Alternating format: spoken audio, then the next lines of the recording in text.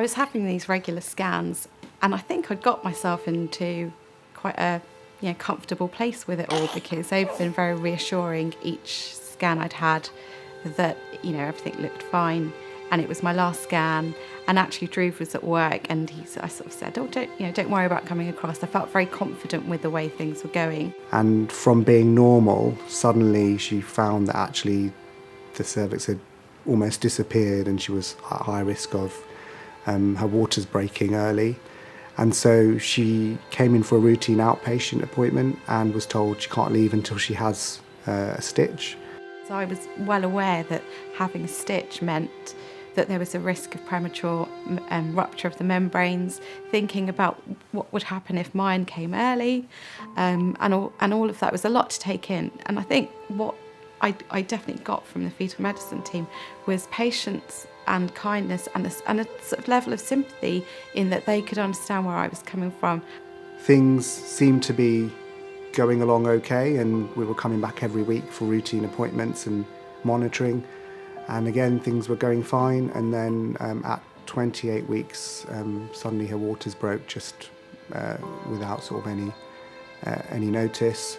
And again, we gave them a call, and it was, don't panic, just get yourself here. When I had sort of gone home after my waters had broken, so I'd stayed in a week, I went home, obviously on notice that things might progress.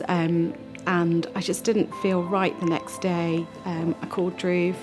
I walked over, because I work across the road, and asked to speak to someone, and again the team were there, and they said, no, you get her here now. And within sort of a few hours we were having the baby. And that was definitely the right decision. I think if we'd left it any later, our outcome may not have been what it was. And having been on the neonatal unit and seeing other families who've delivered babies at a similar, 29 weeks, and even after 29 weeks, and how things can go wrong very quickly. Everyone has been great at the hospital, but in particular, the care for all the detail and the personalised care that the fetal medicine unit have provided to guide us through our journey in those stages, above and beyond, really. And I think that's the other thing that really touched me when the doctors told me that actually we need to worry about you. You're our patient, and yes, we need to worry about baby too, but we need to make sure you're well. And that was quite a powerful moment. I don't think that we would have been as lucky as we have been if it wasn't for them always making themselves available and being there at the right time for us. I imagine it's a difficult job they do, and it probably isn't always a positive outcome for everyone that they treat.